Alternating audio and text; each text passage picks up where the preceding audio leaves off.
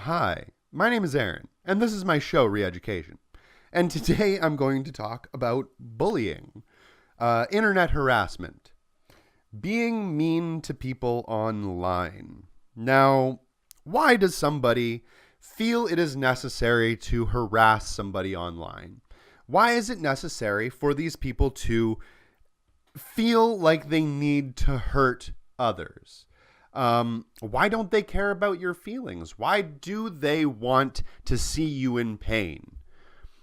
Well, it's not that they don't care about your feelings. They don't even really understand that you exist. The idea behind internet bullying is to just piss you off. It's to trigger you. It's to get a reaction.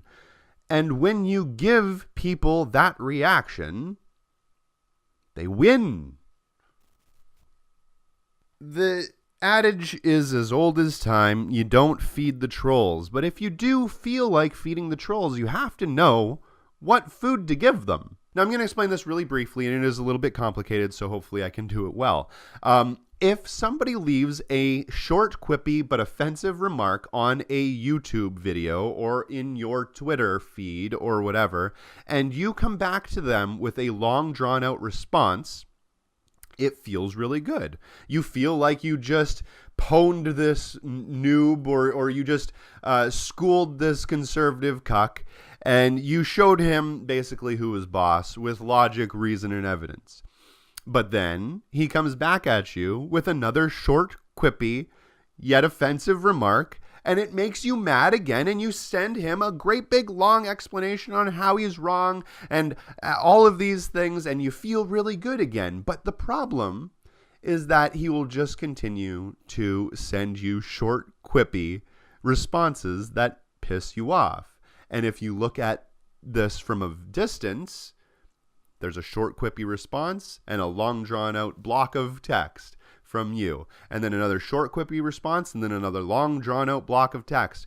It looks like you are losing. Brevity is the essence of wit, and to somebody who isn't extremely online or extremely invested in the conversation that you're talking about, they're not going to look at that conversation as you being a winner. They're going to look at that conversation as the guy who triggered you, the troll, as being the winner. They did exactly what they wanted. They said something short, quippy, wrong, and mean, and they got a reaction out of you. The reaction was exactly what they wanted. You probably called them a bigot, which enforced their belief structure. You probably called them a fascist, which made them laugh because they don't think that you know what a fascist means if you're calling them a fascist for saying something inside of a comment section. You have to look at the situation from the other side, okay? I'm 100% on the side of the victim, right? I don't believe that we should be blaming the victim. I think that that is absolutely damaging. But also at the same time, I want to say that you don't always have to be a victim. Somebody that is messaging you in a comment section, 99% of the time, like I said, is not going to have any actual damaging thing that they're going to do to you. They're just saying something that's mean. They're just being a dick. Right? Fuck them. Who cares? Who gives a shit if they're being a dick? Just ignore them. Whenever I've had internet harassment, and it has happened several times where I've had my phone blow up for like a day. Now, I know that that's not a very long time. Some people, especially minorities and women, have this happen to them constantly. Now, and I don't. But I've had it happen for an entire day, a few times actually, where I'll get 5 or 6 text messages every 10 minutes saying, hey, you're an asshole, you're a cuck, you're a fucking idiot, you're this, that, and the other thing, because somebody launched some kind of fucking bullying campaign on me because of a stupid thing that I said online.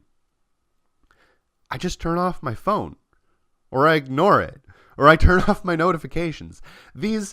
I know that stifles you from being able to express yourself, and I know that that is a way of basically deplatforming you off of your own platform, but you can't look at it that way. Once in a while, in the system that we live in, that is going to happen. You're going to have pushback. You're going to have a bunch of people really mad at you about a bunch of shit.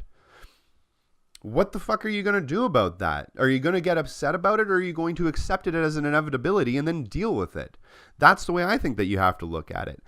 Being bullied and harassed by somebody can only affect you if you allow them to let you believe that you are being bullied and harassed by them. Their whole thing is to try to make you feel bad. If you feel bad, then they won. I know this because I've been on both sides of this. I used to harass people online. Oh my God. And when people get upset about it and they say, hey, you're a racist, or hey, you're a bigot, or hey, you're a fascist, you feel justified. You do. Every single one of those people that are harassing you, when you say those things, they feel, as soon as you say that, they're like, see, this lib doesn't know what the hell he's talking about. They think that me saying something in a comment section is the equivalent of being Hitler. Ha ha ha ha ha. What a moron. I would never blame the victim. I would never blame the victim. But I don't want you to be a victim, because you're not. These people are fools. They're idiots. Who cares what they say? Just ignore it. Go on with your life and say more things that trigger them. In fact, accept the hate as something that's fun. Accept it as something that you can embrace and enjoy. Because if you're saying things that are making people hate you that badly, they're probably pretty good things. They're probably important. They probably need to be said. So keep saying them. That's the way I look at it anyway. My name is Aaron. This is my show, Reeducation. Thanks for watching.